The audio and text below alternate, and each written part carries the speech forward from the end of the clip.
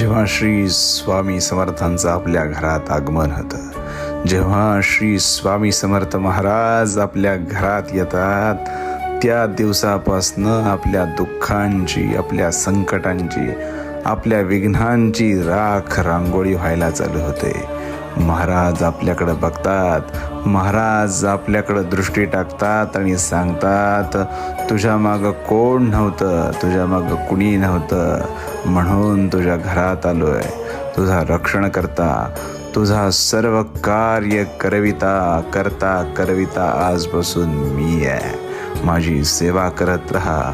ह्या सेवेचं फळ तुला एक दिवस असं मिळेल की तुलाच उमगणार नाही की तू काय मिळवलंयस. सगळ्यांना मिळवण्यापेक्षा मला मिळव. मी सदैव तुझा रक्षण करता होईल.